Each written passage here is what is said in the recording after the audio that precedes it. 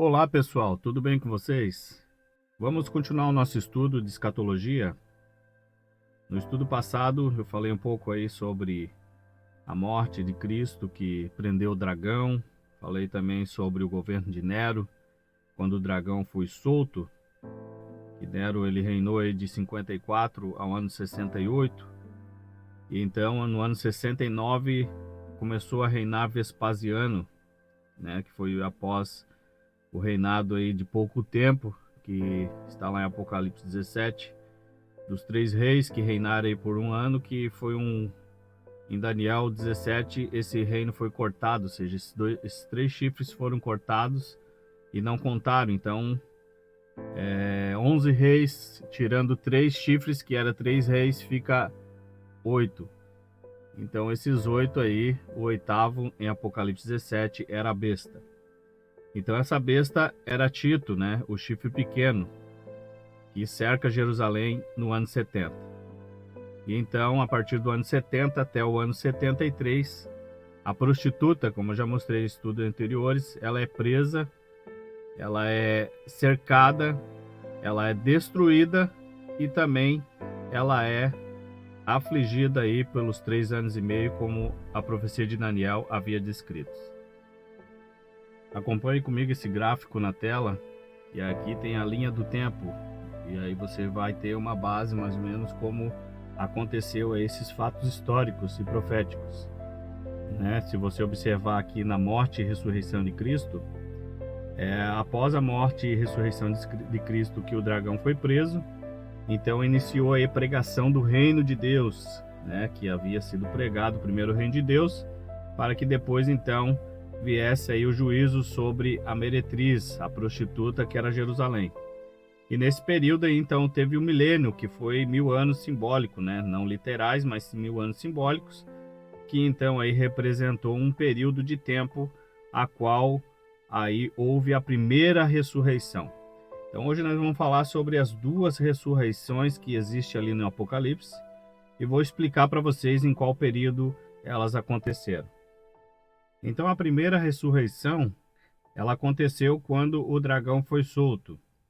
E esse texto está em Apocalipse, no capítulo 20 e no versículo 4, que diz assim: Vi tronos nos quais se assentaram aqueles que haviam sido dada autoridade para julgar. Vi as almas dos que foram decapitados por causa do testemunho de Jesus e da palavra de Deus. Eles não tinham adorado a besta nem a sua imagem, tampouco tinham recebido a sua marca na testa ou nas mãos. Eles ressuscitaram e reinaram com Cristo durante 1000 anos.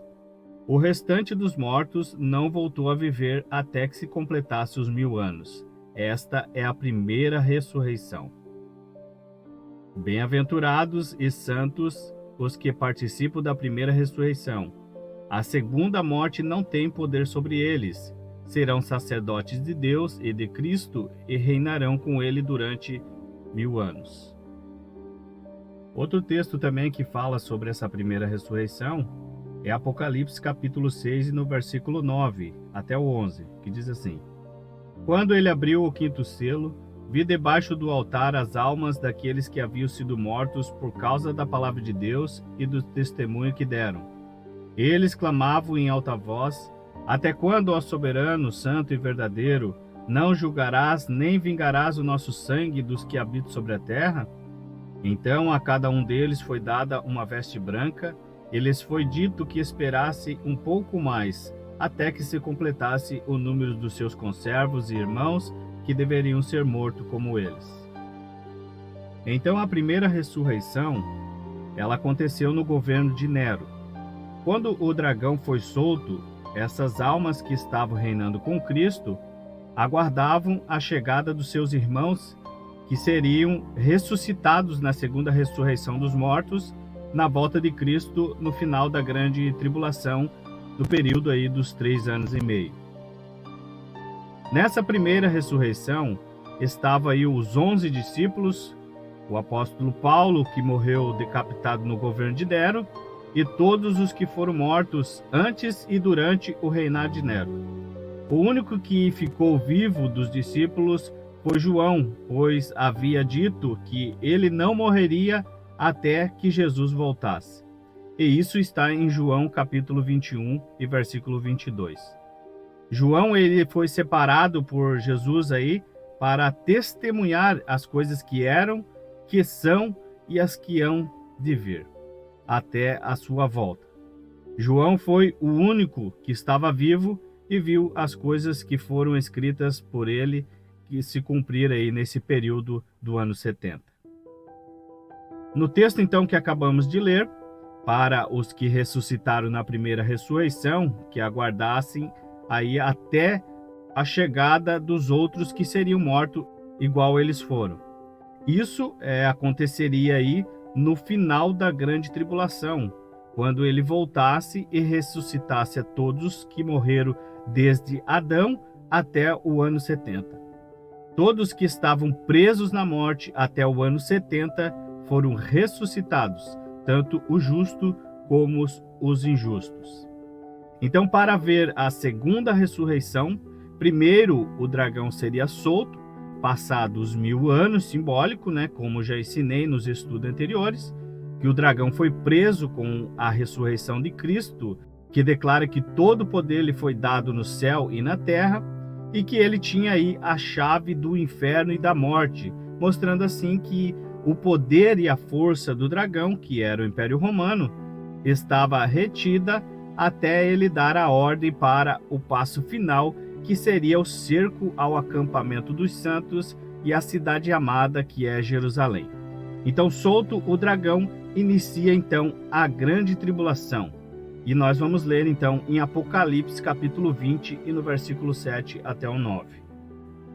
Quando terminarem os 1000 anos, Satanás será solto da sua prisão e sairá para enganar as nações que estão nos 4 cantos da terra, Gog e Magog, a fim de reuni-las para a batalha.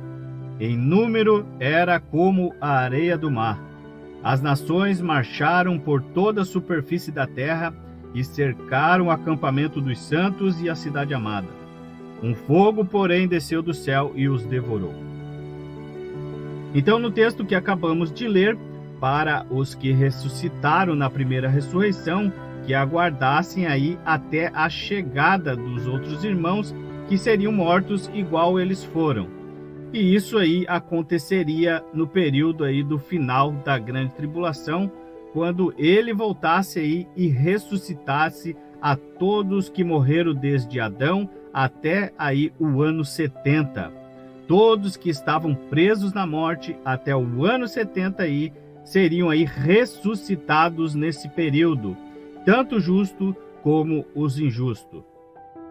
Então, para haver a segunda ressurreição, primeiro o dragão ele seria solto, passando aí esse período simbólico de 1000 anos, como aí já ensinei nos estudos anteriores, que o dragão aí ele foi preso com a ressurreição de Cristo, que declara que todo o poder lhe foi dado no céu e na terra, e que ele tinha aí a chave do inferno e da morte, mostrando aí assim que o poder e a força do dragão, que era o Império Romano, estava aí retida até ele dar aí a ordem para o passo final, que seria o cerco ao acampamento dos santos e a cidade amada, que é Jerusalém.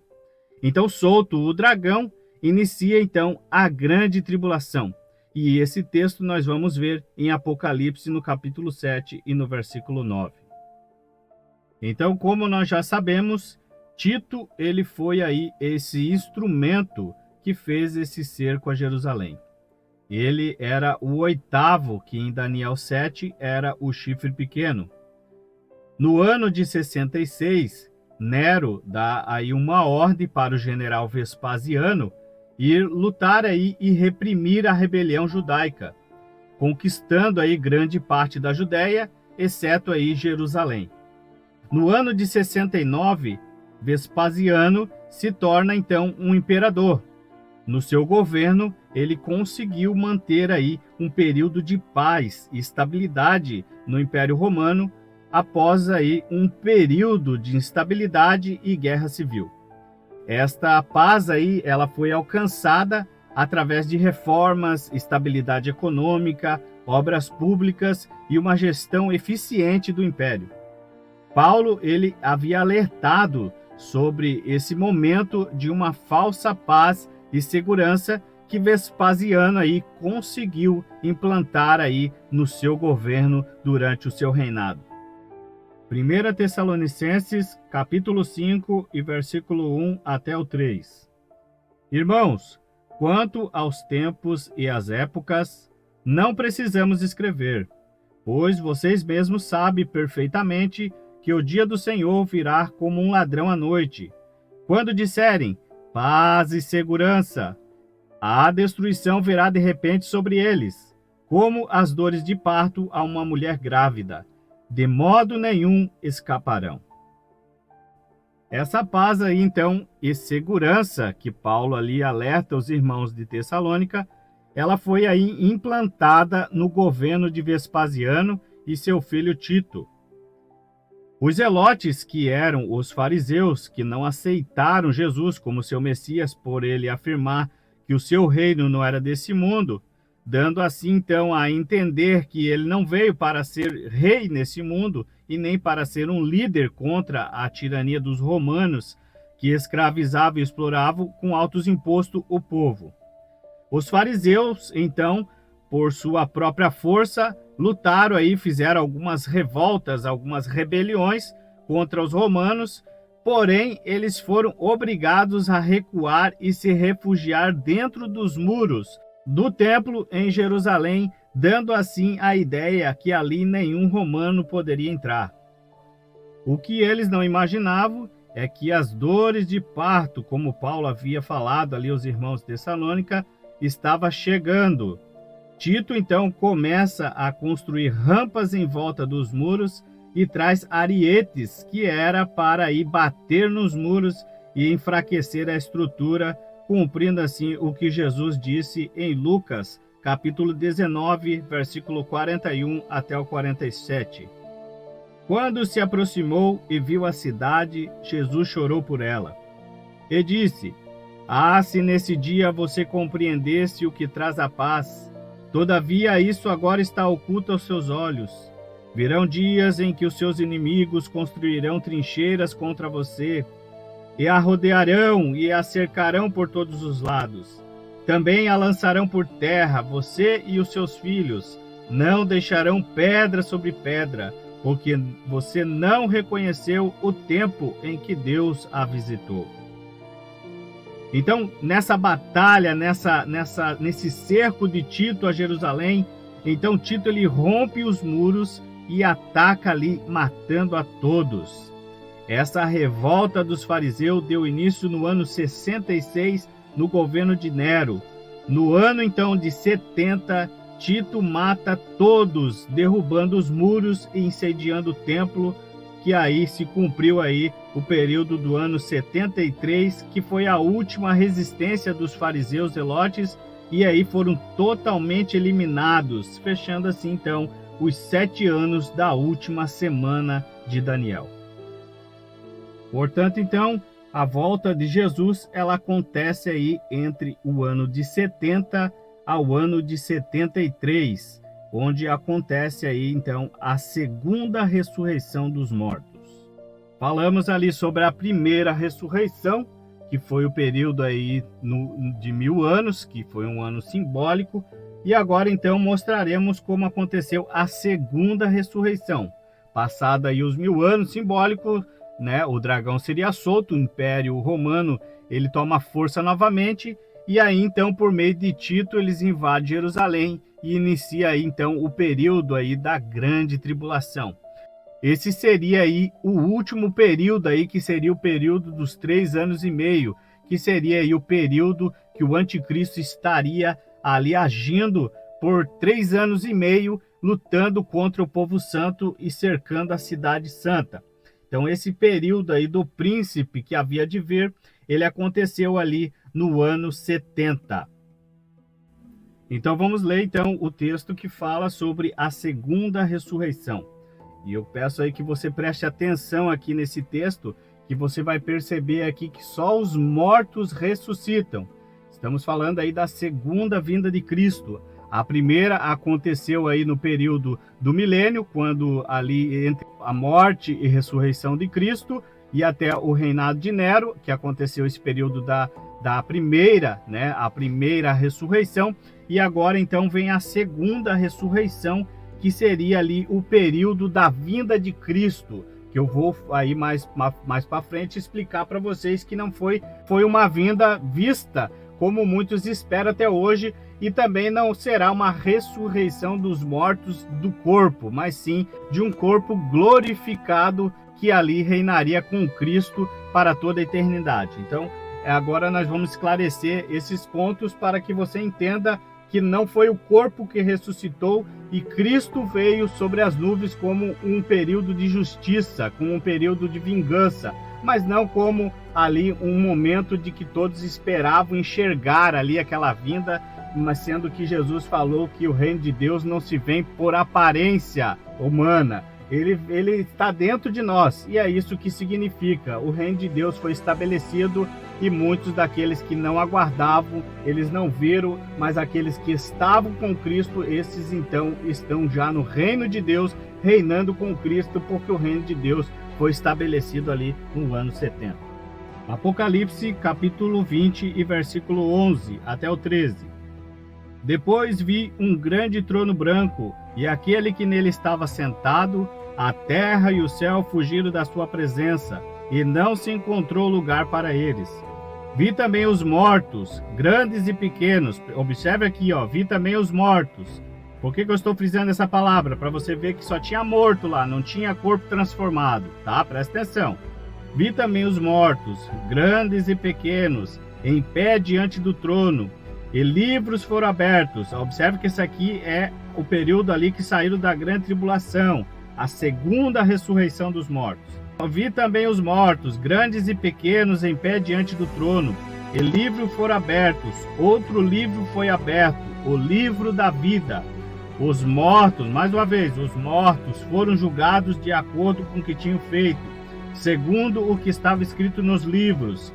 O mar entregou seus mortos, observe, o mar entregou seus mortos que nele havia, e a morte e o Hades, que é o inferno, entregaram os mortos. Observe, mortos, não estamos falando de vivos aqui, estamos falando de mortos, e nem de corpo transformado, tá? Depois eu vou explicar sobre esse assunto, mas observe esse texto aqui, que fala sobre a segunda vinda e que estava ali diante do trono branco para serem julgados segundo as suas obras, que seria aí a segunda ressurreição dos mortos. E cada um foi julgado de acordo com o que tinha feito. Então, por que eu chamei a sua atenção para os mortos nesse texto? Esse texto ele mostra que na segunda ressurreição, que foi a vinda de Cristo, onde os mortos ressuscitariam primeiro, eu não vejo nenhum que foi arrebatado com o corpo glorificado nesse texto, nem no texto da primeira ressurreição e nem nesse texto da segunda ressurreição. O que eu vejo é os mortos, grandes e pequenos, os mortos sendo julgados por suas obras, a morte e o inferno, ou o Hades, entregando seus mortos. Em nenhum momento eu vejo pessoas com corpo glorificado. Aqui todos estavam mortos no pó da terra, né? Então vamos continuar o texto. Então a morte e o Hades foram lançados no lago de fogo. O lago de fogo é a segunda morte. Aqueles cujos nomes não foram encontrados no livro da vida foram lançados no lago de fogo. Então aqui se cumpre as palavras de Paulo que ele escreve lá sobre a morte, que diz, lá em 1 Coríntios, no capítulo 15 e no versículo 53 até o 55. Pois é necessário que o que é corruptível se revista de incorruptibilidade, e o que é mortal se revista de imortalidade. Quando, porém, o que é corruptível se revestir de incorruptibilidade, e o que é mortal de mortalidade, então se cumprirá a palavra que está escrita: a morte foi tragada pela vitória. Onde está, ó morte, a sua vitória? Onde está, ó morte, o seu agrilhão? Continuando o texto, Apocalipse capítulo 7, versículo 9.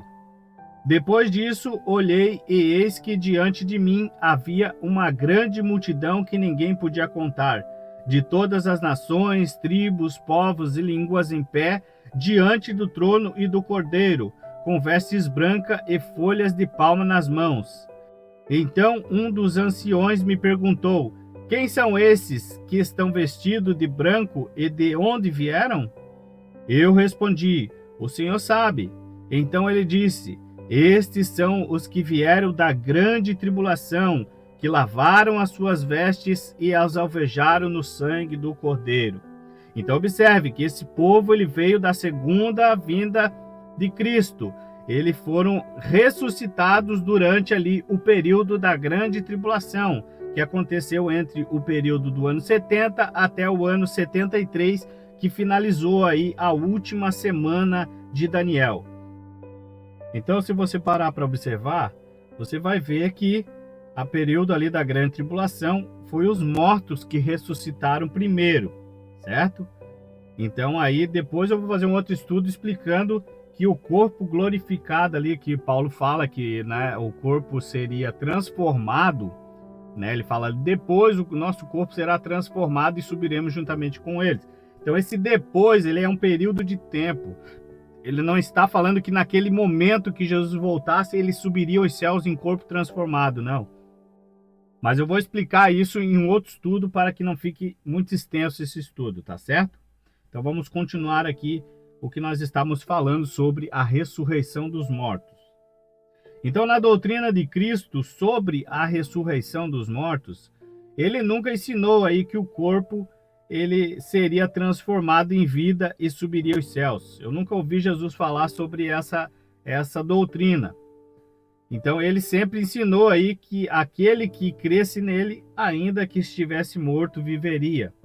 Os crentes aí vivos no momento da sua vinda, eles seriam aí poupados de sofrer o castigo que cairia aí no período dos 3 anos e meio da grande tribulação no ano 70. Jesus então avisou a todos que criam nele que quando Jerusalém fosse cercada de exércitos, estaria aí próximo à sua devastação. Porém, Jesus deixou aí avisado que os crentes não seriam castigados aí junto com os ímpios. Ele disse que eles deveriam fugir da Judéia e quem morasse em Jerusalém e estivesse nos campos trabalhando, não voltasse para a cidade nesse momento para ir pegar qualquer pertence material. E aí sim fugisse para os montes bem longe aí da destruição que cairia aí sobre Jerusalém.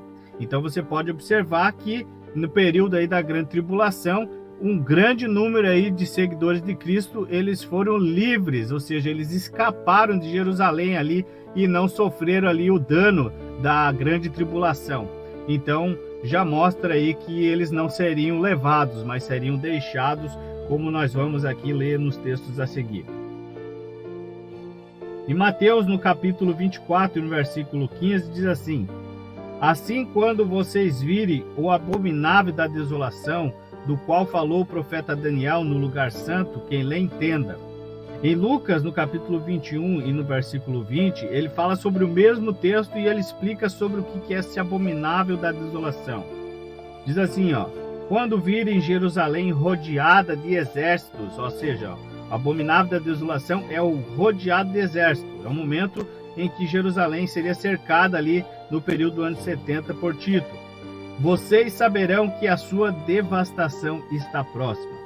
Então os que estiverem na Judéia, observe, fujam para os montes. Jesus dando ali o conselho para eles que eles fujam da cidade, porque aquele período da grande tribulação não seria o fim do mundo ali, seria o fim daquela era judaica, o fim daquele aion, daquele período de tempo, tá? Que você entenda isso.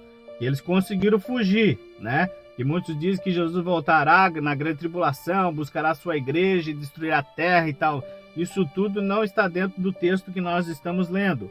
Jesus está dizendo, vocês fujam nesse período da grande tribulação, mostrando assim que ficará assim gente vivas e aqueles que estavam ali dentro dos muros de Jerusalém que seriam castigados, como eu já expliquei aqui nos textos anteriores. Versículo 17. Quem estiver no telhado da sua casa, não desça para tirar dela coisa alguma. Quem estiver no campo, não volte para pegar o seu manto. Como será terrível aqueles dias para as grávidas e para as que estiverem amamentando. Ore para que a fuga de vocês não aconteça no inverno nem no sábado, Por que Jesus disse que para eles orarem para que não acontecessem no inverno ou no sábado? Porque no inverno seria um período muito ruim de viajar, de se deslocar para outro lugar. E no sábado seria um momento ruim também, porque o judeu ele não pode aí trabalhar ou andar muitos quilômetros no sábado. Então observe que o que Jesus está falando, que a grande tribulação não era para o mundo inteiro, mas era somente para Jerusalém, como nós lemos aqui e mostramos para vocês. Versículo 21. Porque haverá grande tribulação, como nunca houve desde o princípio do mundo até agora, nem jamais haverá. Ou seja, é uma grande tribulação, como nunca houve e nunca mais haverá. Ou seja, não mais haverá grande tribulação. A grande tribulação já aconteceu uma vez e não haverá outra segunda tribulação, tá? E como os futuristas ensinam que os vivos serão transformados e levados ao céu com os mortos ressuscitados, por que Jesus falou para eles fugirem? Se em seguida, ao fim de 3 anos e meio, Jesus voltaria e arrebataria tanto os vivos quanto os mortos. Segundo é o que ensino hoje.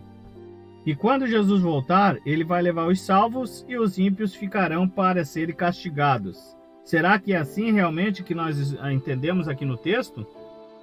Então esse ensino, ele não está de acordo com a palavra de Jesus, que quando dá o exemplo de Ló e Noé sendo salvos e deixados para habitar a terra, e os ímpios levados para juízo, essa doutrina está em desacordo com a doutrina de Cristo. Ele nunca ensinou que o corpo seria transformado e subiria aos céus. E também nunca ensinou que na ressurreição os corpos seriam ressuscitados com o Espírito, mas que aquele corpo seria plantado na morte e ressurgirá um novo corpo glorificado e espiritual. A minha pergunta aqui nesse texto que eu acabei de ler, já expliquei para vocês, é se a grande tribulação é um momento que antecede a vinda de Cristo, e como os futuristas ensinam que os vivos serão transformados e levados ao céu com os mortos ressuscitados, por que Jesus falou para eles fugirem? Se em seguida, ao fim de 3 anos e meio, Jesus voltaria e arrebataria tanto os vivos quanto os mortos. Segundo é o que ensino hoje. E quando Jesus voltar, ele vai levar os salvos e os ímpios ficarão para serem castigados. Será que é assim realmente que nós entendemos aqui no texto? Então esse ensino, ele não está de acordo com a palavra de Jesus, que quando dá o exemplo de Ló e Noé sendo salvos e deixados para habitar a terra, e os ímpios levados para juízo, essa doutrina está em desacordo com a doutrina de Cristo. Ele nunca ensinou que o corpo seria transformado e subiria aos céus. E também nunca ensinou que na ressurreição os corpos seriam ressuscitados com o Espírito, mas que aquele corpo seria plantado na morte e ressurgirá um novo corpo glorificado e espiritual. Assim, então, aconteceu no dia da grande tribulação, no ano 70. Os justos tiveram, assim como Ló e Noé, a oportunidade de escapar com vida e salvar aí as suas famílias aí desse momento de juízo sobre Jerusalém. Todos os crentes, assim que no início da guerra, em 66 d.C., eles fugiram aí para a cidade de Pela. Pela era uma cidade aí na região montanhosa de Decápolis, no que hoje é a Jordânia e a fronteira aí com a Síria. Então, por ser afastada de Jerusalém e na região montanhosa, Pela oferecia uma proteção maior aos crentes. A distância aí a pé entre Jerusalém e Pela, aí na Jordânia, é de cerca aí de 120 quilômetros. Esse percurso aí pode levar cerca de 30 horas de caminhada, aí dependendo do ritmo e da duração das paradas. Todos fugiram com antecedência, como Jesus havia avisado a eles. Todos os que creram nas profecias de Cristo fugiram e continuaram vivos até o dia da sua morte. Nenhum corpo foi transformado na vida de Cristo, que ocorreu aí entre o ano 70 ao ano 73, que foi aí o período da última semana de Daniel. Assim, então, como Ló e Noé foram salvos da destruição e eles continuaram vivos após os eventos da sua época, assim também os seguidores de Jesus continuaram vivos após o período da grande tribulação de 70 depois de Cristo. Os únicos que subiram na vinda de Cristo foram os mortos, que ressuscitaram em um corpo espiritual e foram levados diante do trono branco para serem julgados por tudo que fizeram por meio do corpo na terra. Não tinha ninguém de corpo transformado diante de Jesus na ressurreição, só os mortos. Então esse foi o nosso estudo de hoje. Espero que você tenha entendido esses pontos e continuaremos falando aí nos próximos estudos sobre a questão do corpo transformado. Eu vou mostrar para vocês que esse corpo transformado, ele na verdade não seria aí no momento em que Jesus voltasse e arrebatasse primeiramente os mortos. Isso nós vamos explicar aí num estudo aí posterior, para que vocês possam entender com clareza como tudo isso aconteceu, tá? E como você deve ter entendido aí, essa doutrina de um corpo transformado, Jesus nunca ensinou, mas Paulo falou ali, e como ele falou ali, como se fosse uma continuação do arrebatamento, muitos interpretaram de forma errada, e hoje tem aí essa ideia de que Jesus não voltou, porque os mortos ainda estão nos túmulos, e também os corpos não foram transformados de uma forma literal, tá bom? Mas isso explicaremos aí numa aula posterior para vocês. Então, muito obrigado a todos, um forte abraço e fiquem todos na paz de nosso Senhor Jesus Cristo.